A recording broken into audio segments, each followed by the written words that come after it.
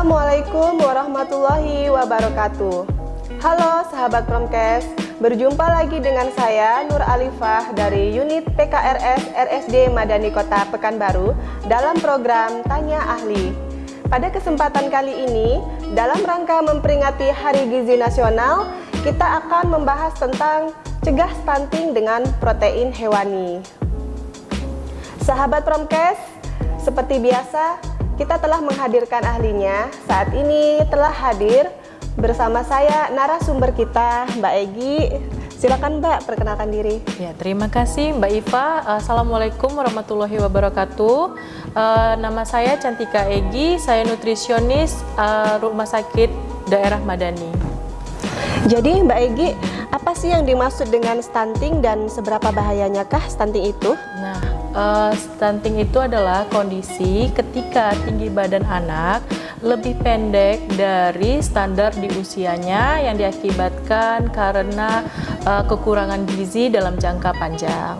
Nah, untuk bahayanya sendiri, stunting ini cukup berbahaya ya, karena stunting ini berpotensi memperlambat perkembangan otak anak, sehingga anak akan lebih susah mencerna pembelajaran dan juga akan susah mengembangkan kreativitasnya. Lalu dampak dari bahaya stunting ini juga sistem imunitas anak yang lemah. Nah, anak-anak akan gampang terkena penyakit juga. Nah, yang terakhir, anak-anak dengan stunting ini di masa depannya mereka lebih beresiko terkena penyakit degeneratif seperti penyakit jantung, hipertensi, hingga diabetes mellitus. Banyak juga ya resikonya ya. Iya, benar Mbak. Apa yang menjadi penyebab dari stunting itu? Nah, kalau untuk penyebabnya sendiri, penyebab stunting ini yaitu malnutrisi dalam jangka panjang. Nah, kekurangan gizi ini bisa terjadi saat bayi masih di dalam kandungan yang dikarenakan ibu tidak mencukupi kebutuhan gizinya selama masa kehamilan.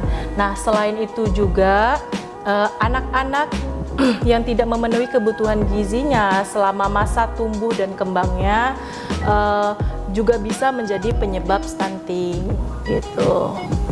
Kemudian bagaimana pencegahan stunting itu? Untuk mencegah stunting itu, yang pertama mencukupi bagi ibu dan calon ibu itu dengan cara memenuhi kebutuhan gizi sebelum merencanakan kehamilan dan selama kehamilan. Nah, yang kedua itu dengan cara memenuhi kebutuhan gizi terutama di 1000 hari pertama kehidupan atau yang disebut dengan golden period. Nah, yaitu sejak perbuahan sel telur sampai dengan anak berusia 2 tahun. Nah, selanjutnya memberikan ASI eksklusif selama 6 bulan, hanya ASI, dan juga memastikan anak mendapatkan imunisasi lengkap. Apakah protein nabati juga berperan penting dalam pemberian empasi untuk bayi? Sebenarnya untuk sumber bahan makanan yang bersumber protein, baik protein nabati ataupun protein hewani, sebenarnya sama-sama memiliki manfaat yang baik bagi tubuh anak. Namun di protein hewani ini memiliki asam amino esensial yang lebih banyak daripada protein nabati.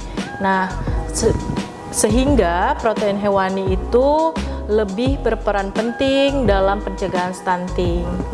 Namun bisa dipadu-padankan dengan protein nabati ya? Benar, Mbak.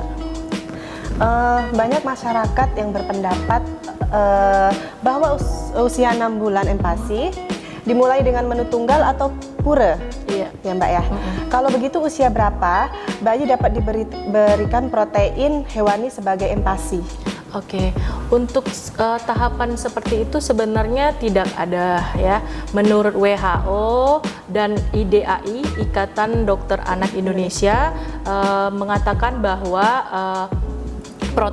karbohidrat, protein, sayuran, dan buah-buahan itu boleh diberikan kepada anak sejak usia 6 bulan.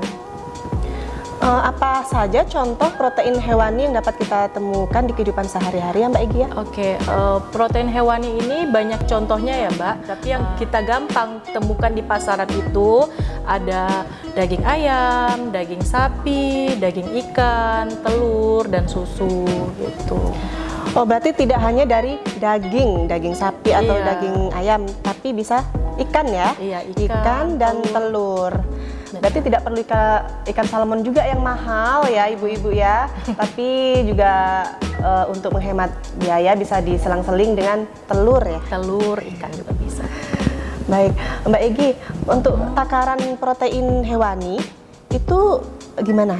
Oke, kalau untuk takaran protein hewaninya itu menurut angka kecukupan gizi, kebutuhan protein harian anak usia 6 sampai 11 bulan itu rata-rata 15 gram per hari atau setara dengan 80 gram daging ayam, 70 gram daging sapi, dan 80 gram ikan, dan juga 3 butir telur. Nah, dari contoh tersebut, ibu-ibu bisa memilih salah satunya, lalu membaginya menjadi 3 porsi dalam per hari. Dan juga jangan lupa mengolah tekstur MPASI sesuai dengan tahap perkembangan anak masing-masing. Itu sekali masak dalam satu hari? Ya terserah ibunya gitu. Kayak misalnya kayak tadi kan kita bikin daging ayamnya itu ada 80 gram. Nah, 80 gram itu dibagi menjadi 3 porsi, 3 kali makan. 3 kali makan. Iya, benar, Mbak. Mungkin Mbak Egy bisa diberikan contoh menu lengkap untuk pencegahan stunting nih. Oke, sebenarnya kalau untuk pencegahan stunting itu kita makanannya harus lengkap ya.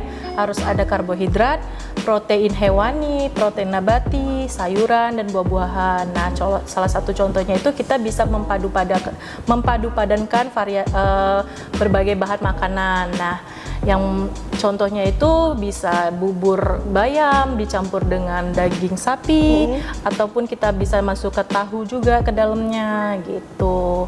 Ada juga yang bisa bikin dicampur dengan jagung, bubur beras dicampur dengan bayam, dan juga ikan. Gitu. Jadi lengkap ya, ada protein nabati, ada juga protein hewani. Benar, Mbak.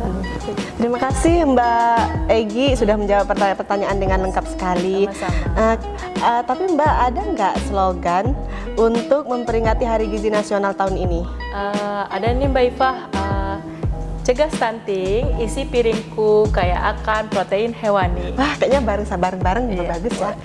Yuk. Oke, cegah stunting, isi piringku kaya akan protein hewani. Nah, sahabat Promkes, tambah lagi nih pengetahuan kita tentang stunting, penyebab, pencegahan, dan juga contoh menu pembuatan MPASI yang bisa diaplikasikan sehari-hari. Sekian pembahasan dari kita. Sampai jumpa lagi dalam program Tanya Ahli berikutnya. Assalamualaikum warahmatullahi wabarakatuh. Salam sehat.